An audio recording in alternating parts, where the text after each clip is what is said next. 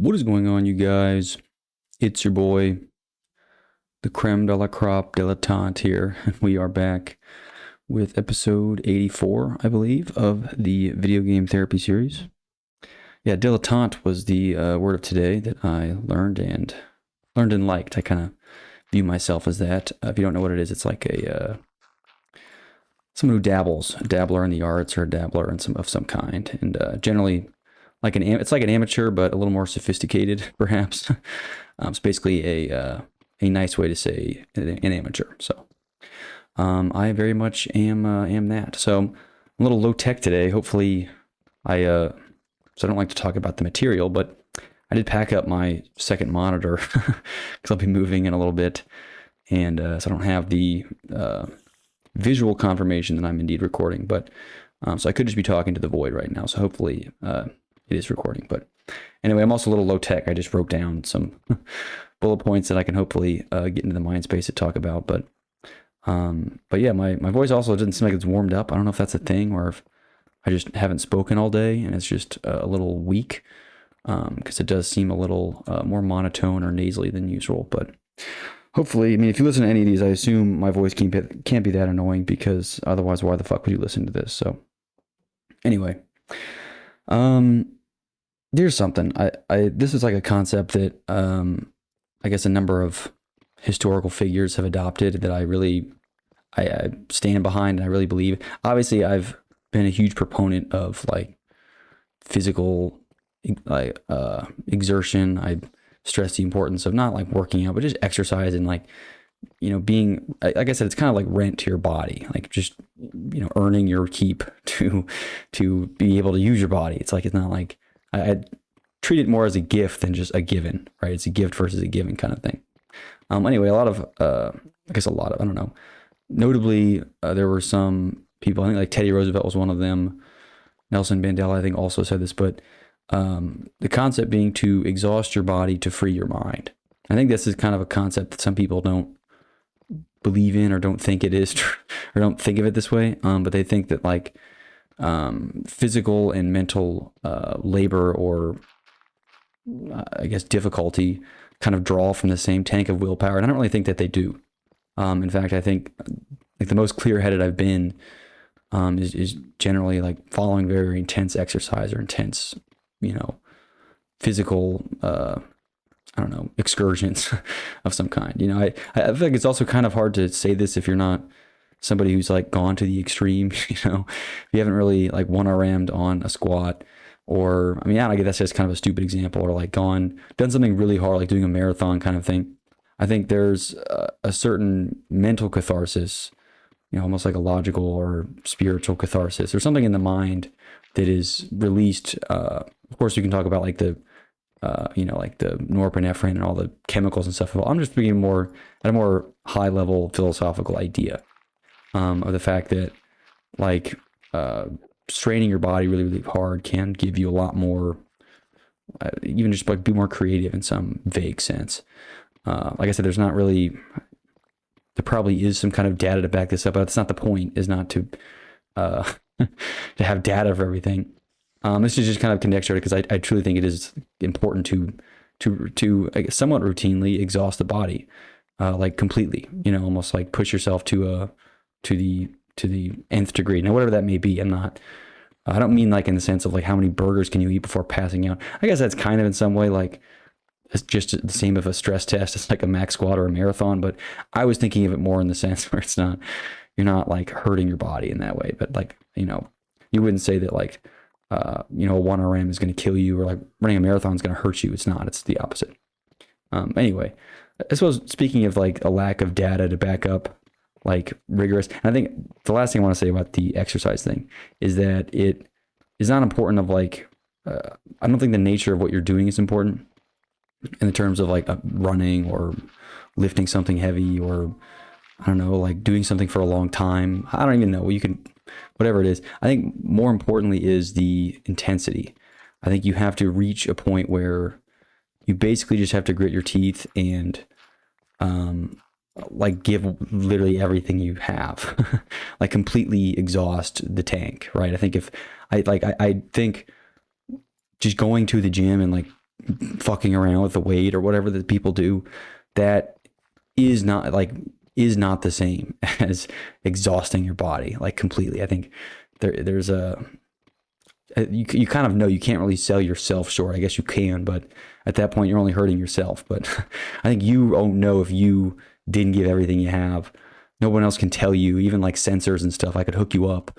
They're not going to be able to tell me whether or not it was like 100% of everything that you have.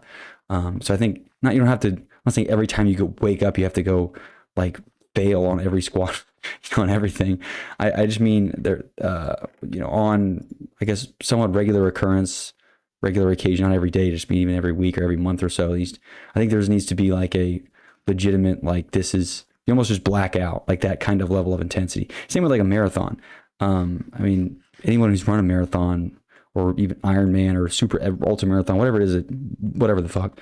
I'm certain that there are points along the race where they're like, I can't do this. Like I have 7 more miles to go. I'm done. I have everything. But then like, they dig even deeper and realize that they weren't even fucking close. Now again, I hate David Goggins. I don't hate David Goggins. I think he's taken out of context a lot and he's used for the wrong reasons. Like I say, he's used because it's not honestly like what him talking. He's just kind of I don't know, a simpleton who's done really, really hard stuff. And I got respect for what he's done, but I think people often use what he's done as some like corpo LinkedIn excuse to just make people do shit that they don't want to fucking do. That's the reason I don't like his content. I think he's got a lot of lessons in his life and he like has done some very, very impressive things, but I don't like when people use his content. So I think I want to separate him from like what people use his content for, because it's very, very different. Like he is not, those bullshit LinkedIn motivational things. Like, it's like a soundbite of him saying like, oh, you're a pussy, get out of your bed. And then they'll use that as like motivation to like stay 3 extra hours at work or something stupid like that. It's like that, I'm certain that's not like what he is. But like, if you listen to his stories are like, I guess, motivating in some sense, but I think only for a certain demographic are they useful. Anyway, he always says, one of the things I do kind of agree with him on is that people like quit at like 40% is what he said. Now I don't know, 40% is kind of arbitrary, but that's what he thinks it is. It's like 40% of what people are capable of, like physically they quit. Now, I think that's where like why I'm using him as an example here, which I normally wouldn't, is because his example has done like, frankly, some pretty fucking stupid like physical things. Like he ran like double marathons or something like 10 weeks in a row or something dumb, which is like physically is a horrible idea. Like any doctor would tell you it's a bad idea, but he almost did it just as like a experiment on himself. But I think it really unlocks a lot of like your mind in some sense, not and maybe in a way that like helps you solve difficult problems, whether that be like, I don't know, some physical problem or some physics problem or some math problem, but even like interpersonal and like deeper psychological problems, you have a clearer mind if it's like your body's physically exhausted. I guess more notably that, doesn't leave as much of a sour taste in my mouth is Teddy Roosevelt. I think he was known, I'm pretty sure it's the right one. Or maybe it's FDR's, I don't even know. Anyway, he would go on these like long, ridiculous hikes, like to the Amazon with like 2 people and like half the food or whatever he needed. I don't know what the exact stories are, but there's a lot of times where he would do like pretty like, I guess, rash or like dumb things. And it wasn't because he like, wanted to like boost his ego. It's because he wanted to like completely exhaust his body to free his mind. I think it kind of helped him deal with a lot of stress. I think it was somebody that like his daughter and his wife died on the same day, which is like, I'm sure that's traumatizing. So I guess in some ways of dealing with that, he wanted to free his mind from, I guess in this case, it was depression, but it really could be anything. I can imagine anger or something would be the same thing. But I don't know. I think exhausting the body does have a lot of like powers to put it science unscientifically.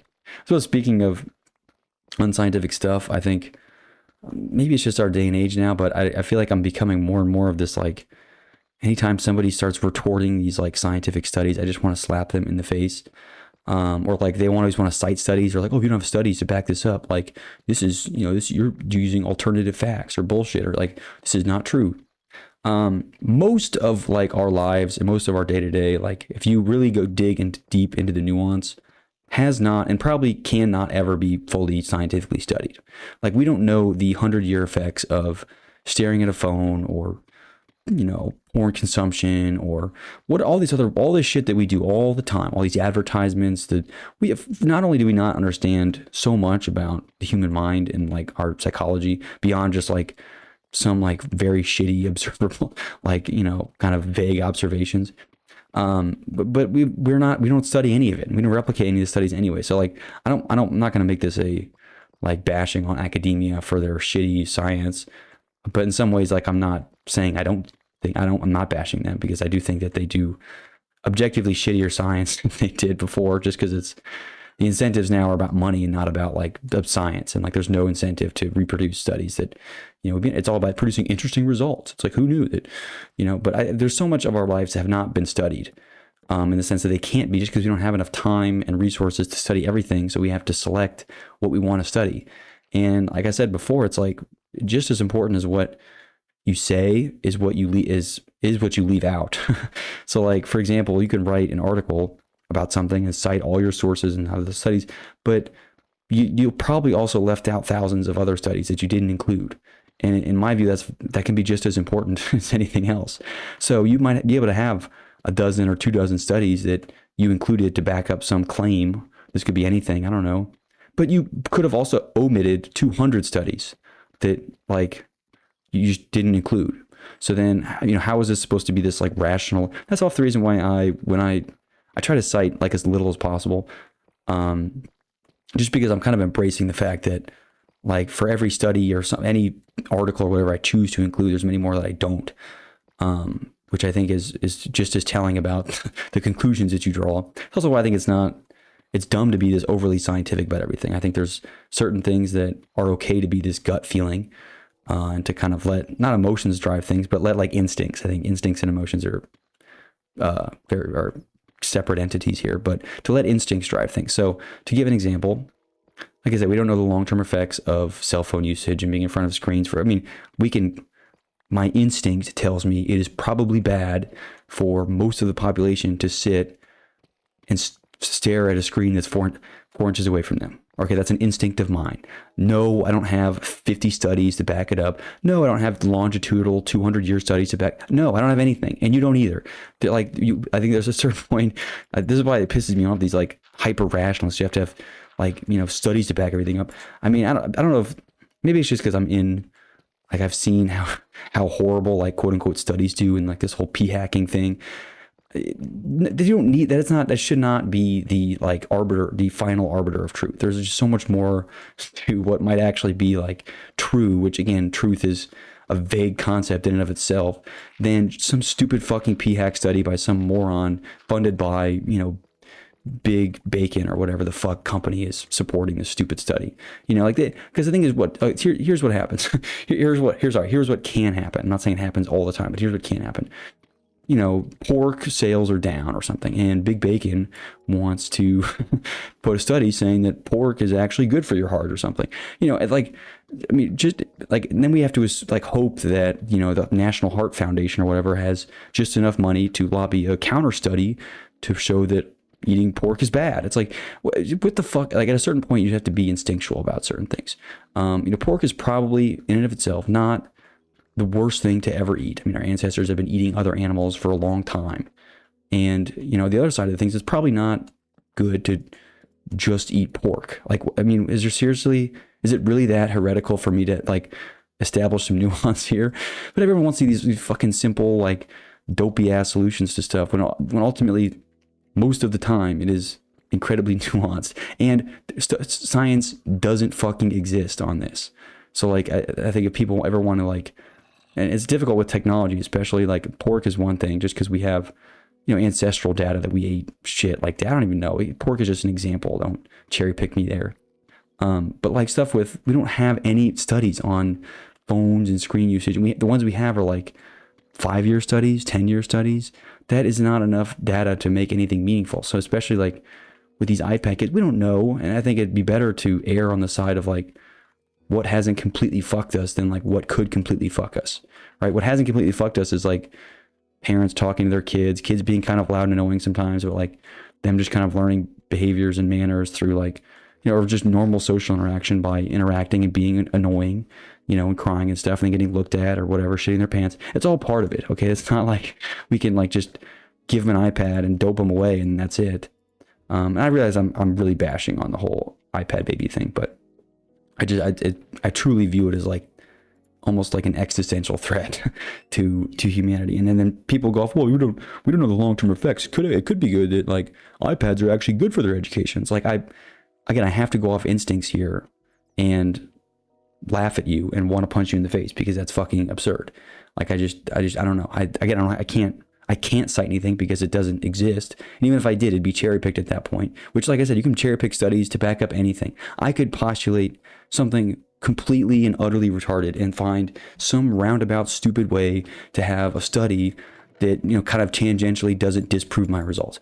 What kind of science are we doing? Do you know like, I understand it's like being skeptical is part of it and you can like question my instincts with your instincts, but at a certain point then we're just battling instincts, right? And I guess at that point it's like a loss calculation. What more do you have to lose on one side than the other? So like where should risk be put? It's kind of, I don't know, one abstraction to think about it because ultimately it comes down to one instinct versus the other. But it shouldn't come down to like instincts versus like money. Like that's not the right, I think it's okay to argue about if you have separate instincts from me, if like if for some backwards reason your instinct is that like iPads are actually good for children or their education. Again, I would love to have this like an actual like I'd love to understand what the fuck you're thinking or what you've been smoking because it makes no sense to me. Like my instinct is completely at odds. But you shouldn't use any other. I don't know. Like again, there's no studies or anything, so science is kind of out of the question. So like money or like financial motives or reasons for doing something that shouldn't trump like, instincts on what is good and what is bad. Like alternative instincts are fine, but it's not a matter of that. So I don't know. Maybe I'm just kind of jaded on the whole prospect and the current schema of quote unquote science and how popcorn sciencey everything is. Because you get some one fucking dipshit that listens to some stupid NPR podcast and then thinks they fucking know everything about everything. And it's just, I don't need to be more. I don't need to break the people that do that. They know I don't like them. So anyone that does that or pretends to know shit, I think is a problem. That's really, I don't know. I think one somewhat large existential threat to humanity, I guess, because I've been spouting those off the last 10 or so of these videos, is like humility or the lack of humility, like just plain arrogance. And even like going back in the history books, we've seen like just what arrogant people do dumb shit and then it fucks everything up. It's like, I think we've seen that plenty of times in all these different contexts. And yet we still don't ever really embrace humility. We think that we're better than like our, historical ancestors or anything. We think that like, because they were racist, we're so much smarter than them. It's like, I don't know that even just like something like something was maybe that's a clear like moral progress in some sense, which I've argued for the non-existence of anyway. But even then, like you don't use like their stupidity on one front to discount everything. Like, there's Newton studied alchemy for like 50 years. He was trying to make gold out of pee or something. I don't fucking know what he was doing, but he's a complete idiot by today's standards. But he also fucking discovered gravity, or invented it, which I think is funny. Like he invented gravity. It didn't exist before. He said, no, he discovered it, I suppose. But yeah, so it's like you're going to throw the baby out with the bathwater and all this stuff. So same with like history. We view all these old kings or whoever as like these arrogant, dumb pricks. And like now we're much smarter. We're intelligent. It's like, no, we're fucking not. We're just as dumb as they were 100 years ago. Like, yeah, we have more gadgets and shit to make us seem smarter. And like, yeah, we cured malaria or something. But it doesn't mean on most fronts, we're still fucking idiots. All of us collectively. So I think if the failure to embrace just humility is another existential threat that we're constantly battling. So if there's anything that I can make abundantly clear is that I don't fucking know anything. I'm an idiot. I'd be happy to say that. That doesn't stop me from spouting off my opinions, of course, obviously. But, I very well could be wrong on literally everything I've ever said. Now, of course, I don't think I'm wrong, but that's the whole point. Anyway, I'll move on.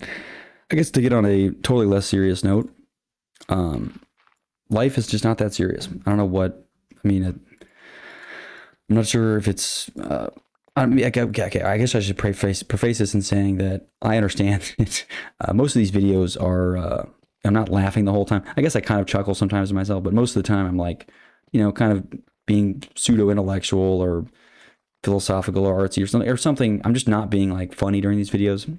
And it's not I think that perhaps poorly reflects on my broader life philosophy, just because this is my time for like rumination. And generally rumination isn't like me chuckling to death.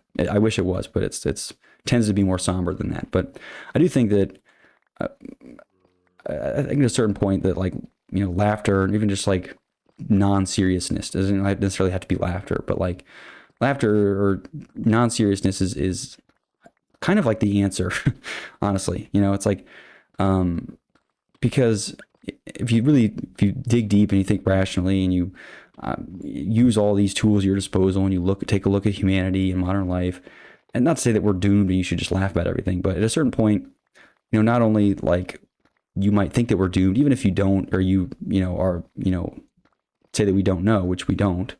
I think at a certain point you have so little control over it. It's almost like a stoic attitude of like, you have such little, like not only are your hands not on the wheel, like you're like strapped under the bottom of the car. Like, and yeah, you can be like scared and terrified and like, oh no, I'm going to die. At a certain point, like, dude, I'm so fucked. And like, you just got to laugh to yourself about like, yeah, I'm strapped under a moving car. I don't even know who's in the car, who's driving the wheel. I don't know where are we going? What road are we on?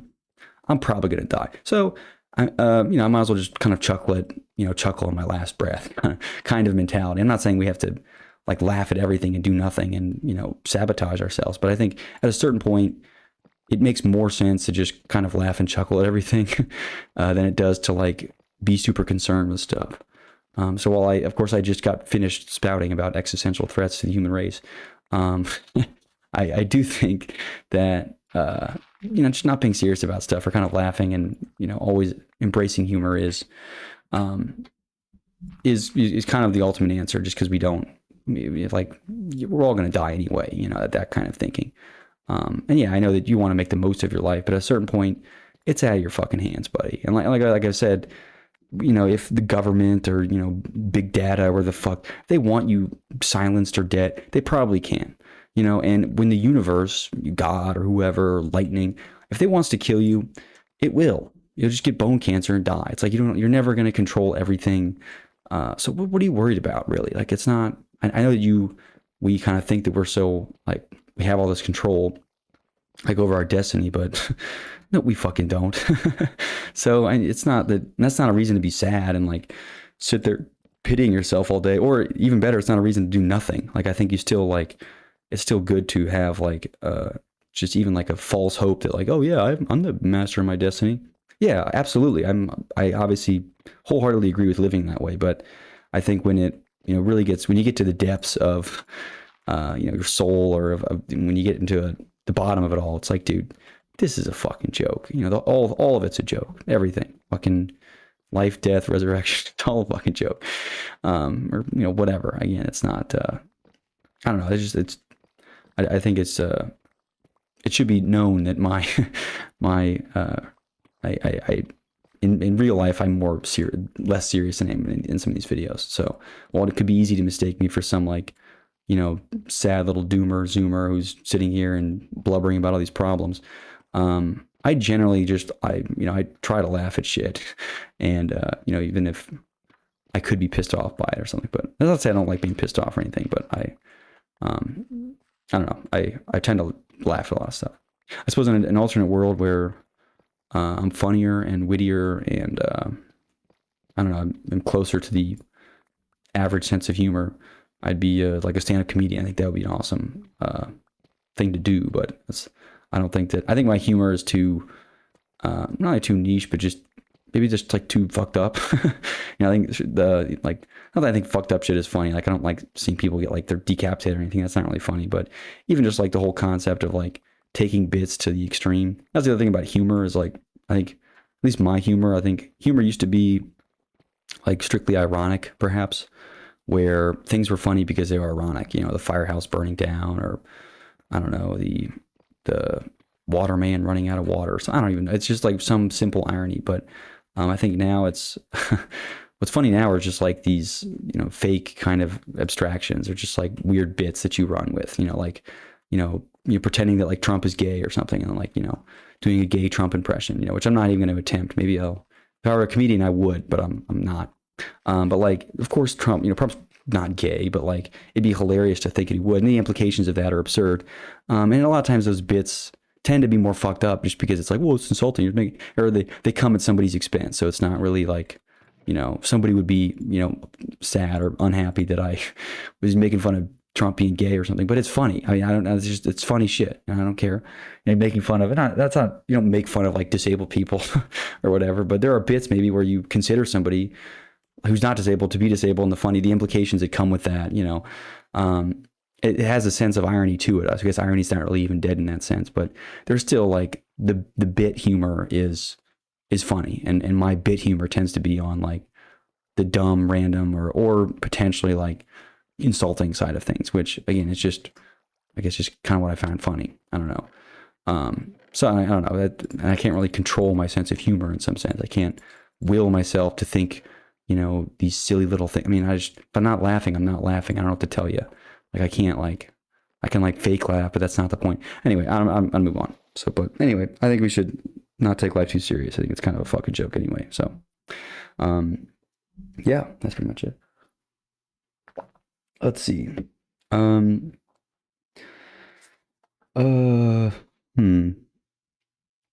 guess this is kind of another funny take. This is kind of maybe where my fucked up sense of humor comes back in. So I was thinking about like people that work at nonprofits, who like, maybe they have a similar inkling or mentality to me, where I'm, kind of someone that at least I try, and I say that I live a life of principle over like practicality. So like, or basically I don't give a fuck about money, like money, or like materialism. I don't give a, it's all fucking stupid. And that, in a lot of ways, that manifests itself. A life of that is like a practical life, right? It's most practical for me to get the highest paying job, and the easiest, or like it's practical for me to get, do all the stuff. But like at a certain point, there's principles that I don't give a fuck how practical it is. I'm not doing it, right? And I think now more than ever, at odds are like practicality and principle, meaning that like I'm not even sure if it's possible to be a purely principled individual. At a certain point, you're just going to be homeless and die. You're literally just be Diogenes, or get killed or something. Or you have to kind of sacrifice some principle for practicality, right? I mean, money is my big, I don't know, my big enemy here. But like I said, I think the philosophical idea behind money and its potential for its use is great. Not its potential. Its philosophical idea is good. Beyond that, we fucked it up. We fucked it up completely. We screwed the pooch. Now everyone just cares about like the idea of money and not like what money represents anymore. Anyway, so I was thinking about like people that work at nonprofits, and it's funny now that like even a lot of nonprofits fill their own niche within this larger economy, where they just create complexes, where they essentially steal from whoever that they're trying to help. Now, I know that's kind of an absurd claim to make, but I'm going to back it up here. Specifically with like this, like homeless people. Like there's like shelters and things that are, they are supported on and they're funded on the guys that they are helping homeless people. Well, they have like, in order for them to exist, homeless people have to exist, right? So like if they like were truly like battling homelessness or whatever, they would, ideally they would evaporate, like they would be dead. The other thing is like, it's funny, like in San Francisco, I think they spent like, I don't know, like 60 or 70 grand per homeless person, but that all money just went to people that worked at the nonprofit. Whereas they could have just given those to like the actual homeless people and then like bought them houses or something. So they're just, they literally could have bought them a house, but they wasted it on like people that work in nonprofits. And I realized that then they'd be out of jobs too. And they'd have to like, then you'd have, think about the number of people you're employing within nonprofits and whether or not it's as much money. But even then, I imagine a huge chunk of that money is completely burned. But it's funny that like if you wanted to help homeless people and you decide to go work at a nonprofit, you're basically stealing from the people that you're trying to help. So you're doing the exact opposite of what it is that you want to do. So it's even even trying to live on principle is like in some ways kind of impossible.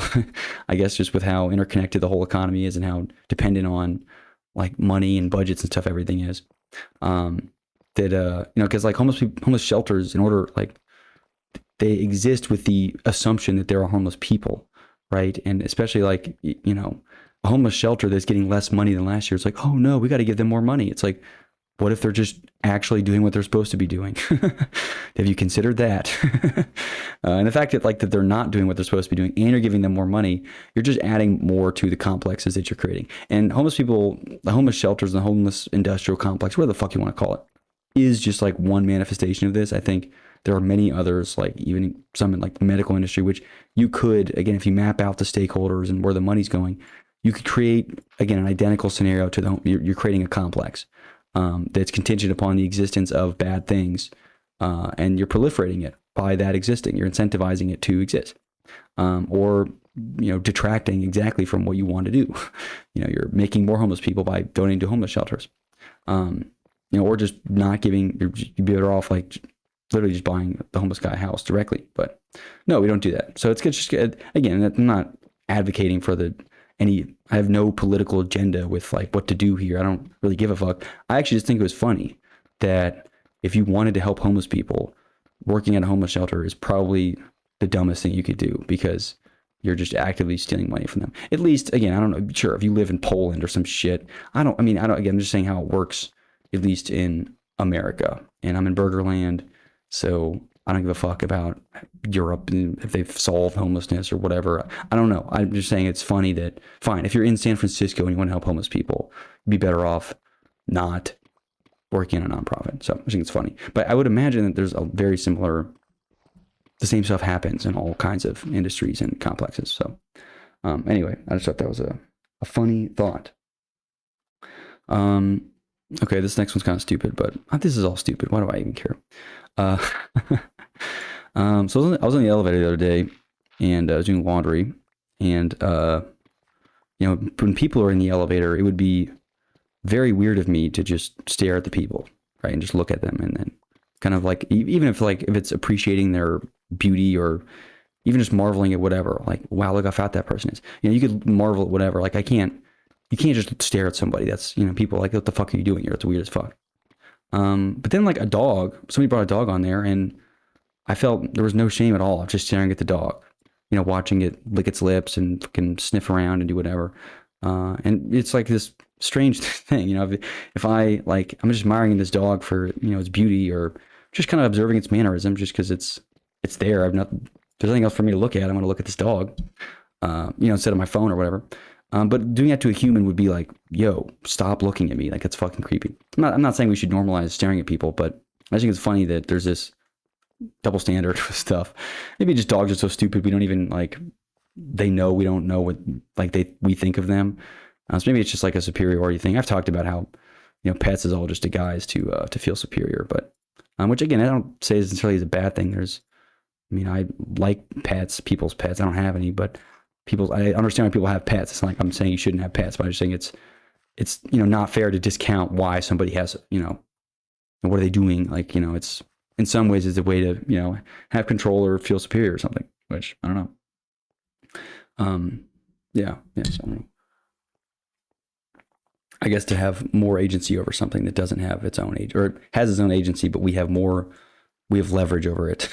So I suppose if it's the whole thing where the boss yells at the employee, and the employee yells at the wife or something. The wife yells at the dog. I don't fucking know. There's some chain reaction or something, but the dogs just kind of eat it up, and that got turned into some stupid meme or something. But you know what I mean? There's an interesting pets are just a very interesting conceptual idea of why the fuck we just decided we needed something to feel better than, superior than, when it's not enough. But maybe the time we spend, caring for and, I don't know, help making our pets have better lives, could dedicate that time to ourselves. Not in the sense we should do stuff that's self-absorbed or whatever, but I think for self-mastery, I don't know, kind of exploration in some sense. There's just a lot of that I think is just being totally ignored. People spend so much time out in the world, out around them, because the world is ever more stimulating than it ever has been. And so, there's no rumination anymore. But rumination is, or like being bored is like this very bad thing. But I mean, anyone will tell you, any artist, anybody will tell you that being bored is like an incredibly powerful tool. And we're very much like avoiding being bored. Even like while driving and stuff, people have to listen to podcasts and shit. And it all just it's very distracting. Maybe it's, I don't know, some people can't deal with the deep dark shit that I talk about in some of these videos, but I would rather wrestle with those. So I've been very clear about that. So I'll move on to something else. All right, let's see. I guess this is a great little anecdote. Sorry, I got my whole list here like on paper, so I'm a little less flow of consciousness than I have in, or stream of consciousness than I have in other videos. But this is just a great, I don't even know what to preface this with. I'm just going to tell this like little, it's a parable of some kind. I'm not sure if it's even real or what the thing is. I think it's a Buddhist story, or it originated in Buddhism or something. Anyways, there's this nun, or this guy like joins a monastery because he wants to be enlightened or something. And he goes in the monastery and they let him in or whatever.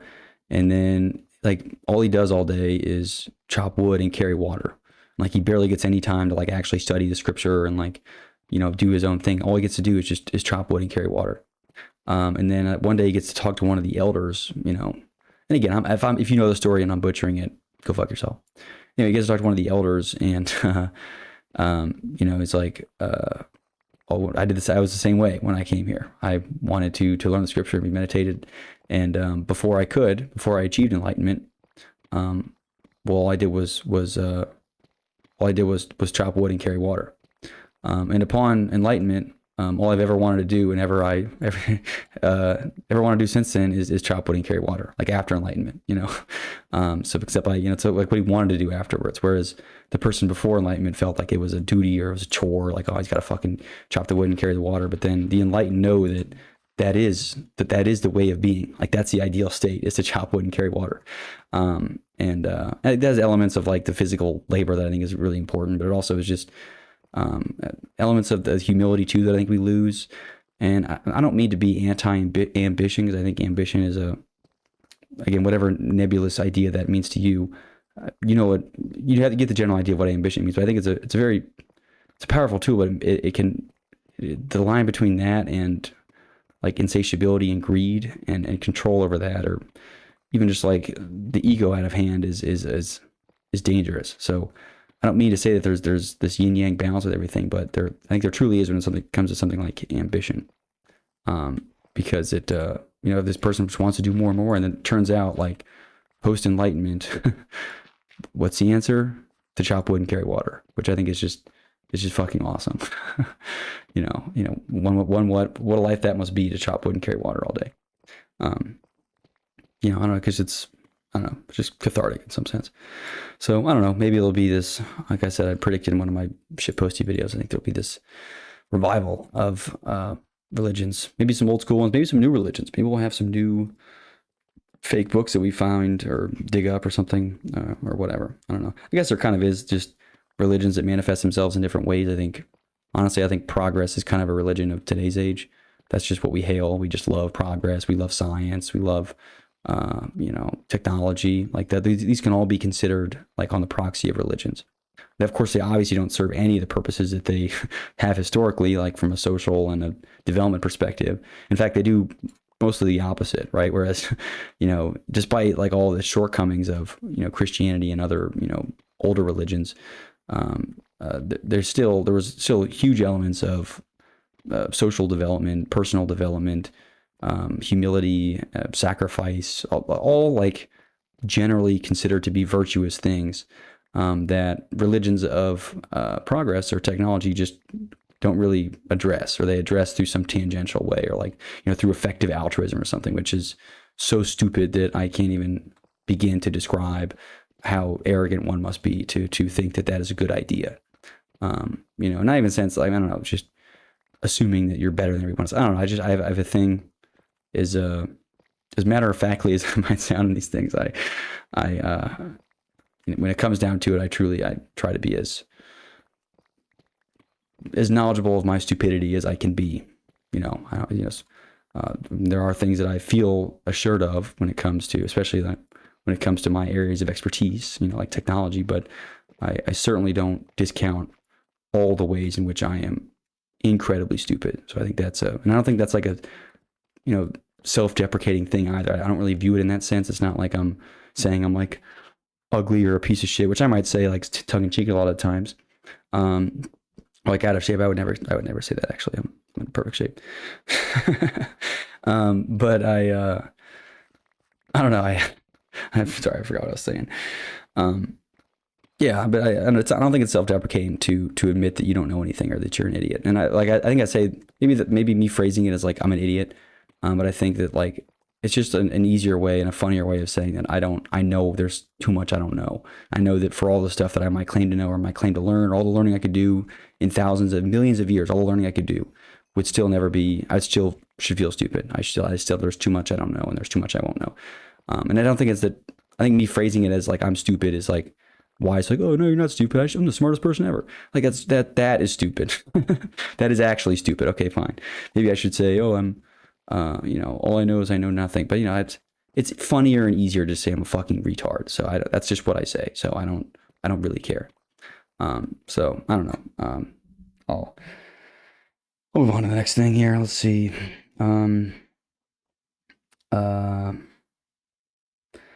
Oh yeah, so I don't know. This is related to many of the musing thus far, but technology kind of grants us this, grants us like control and scale, and what I mean by that is that like we think about any kind of technology, like agriculture technology or whatever. It again, in theory, provides us with a better scale than humans could provide, and also control. Like we've instead of like me picking out wheat crops by hand, I now have this thing that'll pick out 1,000. That's the scale, and then we have control, so we can develop and design and improve, or we can turn them off, we can turn them on. We have total control over it, and that's like what technology affords us. I think important questions to ask when it comes to this is, it's not often people to focus too much on the scale, like, oh, how much more wheat could this thing pick, but like the control, who has control. What is control in this scenario? And maybe the part of the reason I'm so jaded on a lot of our current schema is that the control is not even in our hands anyway. It's like, maybe we're just losing for every step forward of humanity, in some achievement, the individual human takes 2 steps back or a half a step back or something.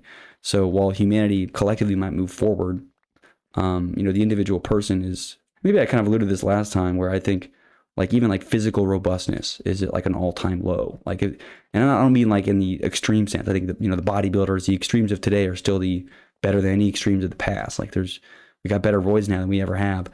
But I don't mean that. I mean like look at the average, physicality of a person. Like you assume back in the farming days, you couldn't be 400 pounds and be like. There was like 5 people like that, and they were all gajillionaires, and they just died at 40 or 30 or whatever. But you just literally, like, in order to even walk around and pick up crops or whatever you had to do for your job, you just could not be like that enormous. But like now, I think you look at the median human or whatever, it's like they're shaped like a pear, like a potato. It's like this, it looks like shit. So I think that's a good example of like humanity has moved forward, but the individual humans has moved back. So same with like, I don't know, like intelligence, or we love to speak about how sciencey and smart we are and how much we know. And sure, collectively humanity has moved forward, but even like they say, the strongest argument against democracy is a conversation with the average human. And I actually think the average human does know more than the average human did 100 years ago. But I would also question on like who's measuring that knowledge. I think we might have more knowledge of global affairs, obviously, but I think like we look at like reasoning ability or because even like attentiveness, like attention is like critical to knowledge and to any kind of intelligence that you want to measure. Like in the old, I don't mean to glorify the past, but in the old days, they would speak for they had speeches for like 5 hours. People were like listening the whole time. How does that mean? Could you imagine even like 30 minutes of something? People say that these videos are way too long. They can't listen. They need like a 5-minute video. 50 minutes is too long for them to stay engaged. But like they said, like one of Lincoln's speeches was like 6 hours long or something, which is like unheard of in terms of like the capacity to actually listen for that long. Our attention spans now are like nothing. And I think you can't argue that it's like better to have a 5-second attention span it's not even like it's like better attention either. It's like kind of shitty attention, or we're so poised to like give an opinion on it that we don't even like consider it critically. Even like, I don't know, just responding to questions. We respond so quickly. Everything is like, we just start blurting shit out.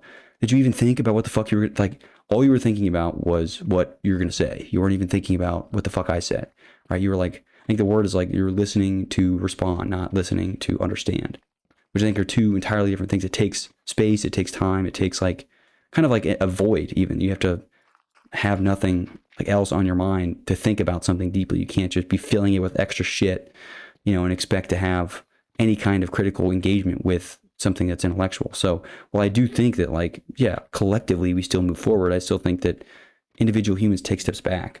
I guess like at least in the aggregate, which maybe it's just more unequal now. I think it's just, maybe there's just a growing chasm between, those taking steps forward and those taking steps back, which I think is sad. I think if we really want like this utopian ideal and we want to, achieve all the dreams of humanity and colonize other planets and do whatever the fuck people want to do. I don't know what these crazy people want to do. That you kind of requires like this. I mean, don't you want a whole society of Chads pretty much? Why would you want a society of these pudgy little fucks who can't do anything? Wouldn't you want like the individuals to be as empowered and like, if everyone was as witty and smart as Lincoln or whatever? But no, like I think, and I'm not saying that would achieve some utopia, but I think if I do not think that a utopia looks like, oh, there's like 10 smart people and everyone else is a fucking monkey, or an iPad addicted little kid or something like that. I think it's to discount like individual progress because it's not, collective humanity progress, I think is a problem. But that might appear selfish. I think on the surface you could easily skew that and be like, oh, this guy's just being a dick because he just cares about himself. He wants to improve himself, versus like, but I don't think, again, I don't know what like a utopian society truly looks like or even how to achieve it, but there's no way it can consist of like mostly idiots and like out of shape people. Maybe it can be out of shape people or something. I mean, whatever. I obviously have a vendetta against that, so I'm sorry. But regardless, that's just my thinking. I think we should need to like not empowering or disempowering the individual. I think is a stupid idea, even for the collective. I don't know why, because even there's arguments being made that like even progress as in humanity is not like these collective combined efforts. A lot of times it's like the genius of one man. And often these people are like fucking the weirdos, the ones that like society doesn't like, right? They're the outcasts that end up actually pushing humanity forward. And but humanity doesn't like them. It wants everyone to be the average, which makes me almost think that there's this duty, to like not conform, right? It's not like, it's like in the same way you have like a duty to your body and a duty to like, but it's kind of your duty to not do whatever everyone else is doing no matter what, or like you to not, I guess, bathe in your comfortability with things. I think it's kind of a duty to like to be kind of who you are regardless, even if who you are is like at odds with society, which I guess I have come to kind of think that I am. I don't know that, I'm sure there's like some kind of pseudo niche I could, or I'm certain that I could believe that I like fit in perfectly, or there's some some spot for me or whatever. And I'm not saying that like I'm like a snowflake or something. I think everyone should still have that same thinking, that there's not a duty for them to like be like everybody else. I think there's this like the desire to be ordinary, I think it's like a sick is twisted. Like why would you like is there what's so attractive about the ordinary, especially thinking about it in a cosmic sense? I think a lot of it's just driven by fear, but you're gonna die. I'm gonna die. Like from dust you came, to dust you shall return. What is the point of like pursuing an average existence, right? Like don't you realize that like you're gonna die and then it's gonna be over? Or I mean, fine, even if you don't, but like how is it a laudable like ambition to be average? Why do we want people to like want to be average? But wouldn't we want people to not be average? So in that sense, you like need to all view yourself as not average. I mean, being aware that again on an aggregate basis, you eventually become average. But regardless, it's still like a duty to fight that. Why would you embrace it? That seems like it should be the opposite. The hell's wrong with me? What are you thinking? Seems crazy. So I don't know. I think there's just some maybe vague but like still present duty to not conform to society, and kind of I guess draw your own conclusions and be your own self. I don't know. I think ruminating and I guess being alone with yourself and kind of letting boredom guide things, and mastery of some kind. There's all kinds of facets that I think are very central to that being, but of not conforming. But a lot of them are not incentivized at all. In fact, there's like more incentives to do the opposite. There's so much incentive now to conform. There's like, I almost think that most of the brilliant people of today's age are just being bribed to just like to not like be their best self, which is unfortunate. They're just being bribed. They just get these cushy jobs. They don't have to do anything. And there's no pressure ever applied to them. And it makes you just sad to think that how much potential is wasted on people that aren't try for anything. And that's maybe why I have this element of like, why do I make things purposely difficult on myself? Because I'd hate to see, I hate to be the guy who gets bribed to just be a coomer or be like a loser all day, when I could have achieved more had I not taken the bribe. And people don't, obviously not, like, I'm a weirdo for seeing it that way, but that's kind of the way I view it. Especially like these like jobs that people take, is they almost take it as a bribe to sacrifice their mind. Like, think about this. It's like somebody hires you to do something. It's like they're hiring you to think about what they want you to think about for however long that is. I guess that's kind of like, maybe it's just knowledge workers. I guess physical laborers do the same. Like, it's a similar concept. But I think especially for knowledge workers, we could view it in the same way. It's like, whereas physical labor might have tolls in your body, being forced to think about something that you're being paid to think about. It's like you don't get to think about whatever you want. I get to think about whatever I want with these videos, because that's like the whole point. But I think in a lot of sense, it's many like knowledge jobs are bribes to think about what boss man, what you think about, or what's going to get you returns or something. The stuff I think about in these videos provide no return at all. There's no incentive. That's the whole point, is that there aren't, like, no one's paying me to think about any particular thing. This is just bullshit I come up with. And that isn't, not everything has to have this like money behind it or something. And I think that's another kind of fallacy of this like hyper rationalist fair money system that we're all in. It kind of pisses me off that there's not like I think you need to like do stuff for no reason, right? And doing this for no reason, I think, is a laudable aim. It's like, well, why do you even do this? There's no reason. That's fine. Like, I can't, there's no money or like thing that, I guess the kind of reason is that I think it's self-development. But even then, even if like I come out of here, I guess, dumber or less wise than I was before, I don't think that should be necessarily a bad thing. Obviously, I don't think that's going to happen, but I certainly subliminally think I get something out of this. But I wish that it was possible for me to do something for no reason, or that I was doing these for no reason. Even though there might be like, yeah, there probably is like a deeper reason. I think these are like healthy for me, and I've said that. So it's not like I don't not believe that, but I would hope that there's, I truly think about what I want to think about, and certainly not because someone's paying me or telling me to think about these things. If anything, I'm just listening to myself. And so like, I'm my own, like, but there's no money changing hands. There's no bribery going on. I guess it's kind of weird. I don't consider a self-bribe a bribe really, but anyway, I'm probably going to wrap it up there. I'm hoping that this was recorded and not just me speaking to my mic for an hour, but anyway, I'll wrap it up there. Thanks for watching. Peace out.